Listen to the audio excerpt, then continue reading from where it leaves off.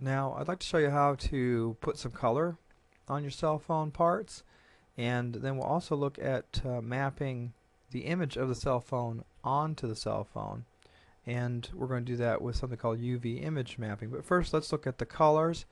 Let's switch to the material screen. Sort of center things up here. We've got a little window set up with the cell phone and the camera view, and over here we have materials palette. We're going to do an add new on the materials, and then we're going to choose a color. As you can see, I have part of the phone selected. Click on that little color block and make it red, and I'm also going to go up here and click on this little car icon, and that will give it an automatic name, red, or I could type a name in there. And now I'm going to select the upper part of the phone, and I'm going to go to the menu selection. I'm going to also make that red. And looking further down here in our settings, under the shader settings, we want to look at the specularity and hardness settings. Let me first of all move this lamp.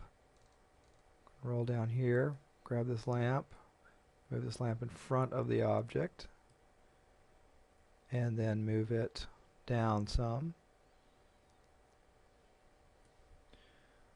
Let's do a render current frame.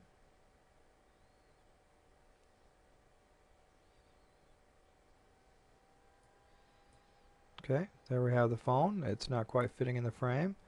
So a couple things we can do. I'll show you various ways to move your camera, but right now I'm just going to select the camera. I'm going to change to local mode on the camera, and we're just going to pull it back. And I'm going to set this light up and go back to global mode on the light. Move that light over here, and let's take a look at selecting part of the camera again, and let's bring up the specularity, bring up the hardness. Let me show you.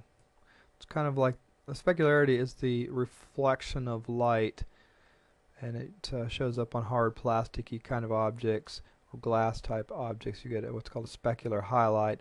The roughness of the surface will diffuse a specular light, and it will get softer, and the harder a surface is, the sharper and harder the light will be. So again, we're going to render this. This time we're going to use our shortcut key F12.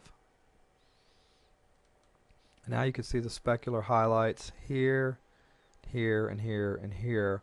They're hitting those bevels, and that's going to be fine for right now. Go ahead and close that. So that is basically how to just set a color. What I want you to know about setting a material color is that this object and this object are sharing the same material color. So if I change the color to, say, green, both pieces will become green, and you can see up here it's still called red, and this number 2 indicates that there are 2 users for the red material. Let's make it red again. We'll get into more detail about materials in a materials lesson, but I want to give you some basics there, and we'll be touching on a few other things as we go forward. So in the next step, we're going to add an image through UV mapping to our phone.